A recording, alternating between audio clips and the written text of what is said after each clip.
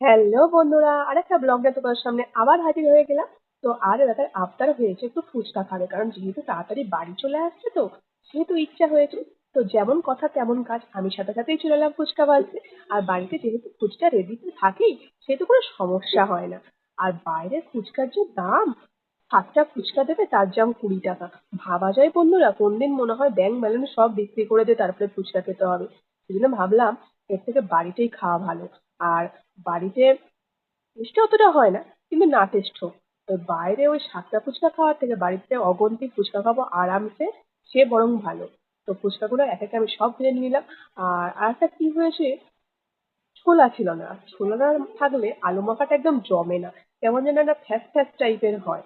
তো দাদাকে বললাম তুমি যেখান থেকে পারো ছোলা কিনে আনবে। আর এই দেখো আমার সব ফুচকাগুলো ছিল গোলমাটোল হয়েছে, একদম দোকানওয়ালার থেকেও বেটার। আর এই ছোলা কিনে এনেছিল 10 টাকা। তো চলো আলু মাখাটা স্টার্ট করা যাক। তো আলু মাখায় সব রকম মশলা দিয়ে দেওয়া হয়েছে। দাদা বললো আমি আলুটা মাখাবো। তুমি মাখাও, কোনো ব্যাপার নেই, আমি ভিডিওটা করি। তো আলুটা প্রচন্ড গরম, সেই জন্য সব রেখে দেওয়া আছে, কিন্তু কিছু মাখানো হয়নি।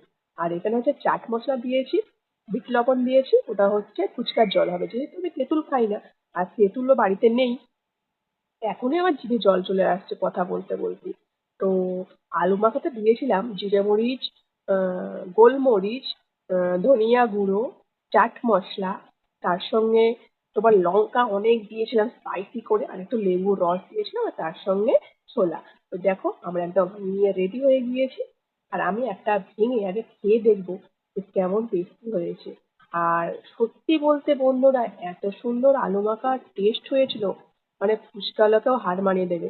কিন্তু আমরা কি আর ফুচকা বিক্রি করতাম? মাঝে মধ্যে ভাবি যে আমিও ফুচকা নিয়ে বসে পড়ি, কারণ এছাড়া আর কোনো উপায় নেই টাকা ইনকাম করার। কারণ তোমরা তো একদম ভিডিও ভিউজ করো না, শেয়ার করো না, কিছুই করো না।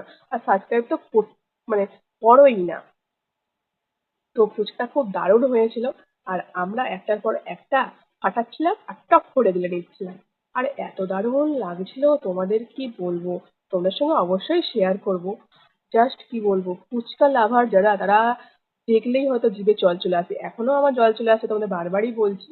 আর আমার মেয়েও খাচ্ছিল, বলছে মা কি বানিয়েছো, কি বানিয়েছো। তা কেউ একটু কিছু ভালো বললে মনটা বেশ ভালোই লাগে। আমার তো বেশ ভালো লাগে, তোমাদের কেমন কি লাগে জানি না, কিন্তু যখন তোমার কাজটা ফুলফিল হয় আর সবার থেকে তুমি প্রশংসা পাও, তখন কিন্তু খুব ভালো লাগে। আর যখন কিছু দুর্নাম পাও তখন একদমই ভালো লাগে না। কিন্তু দুর্নাম আমি কাউকে করতেই দিই না।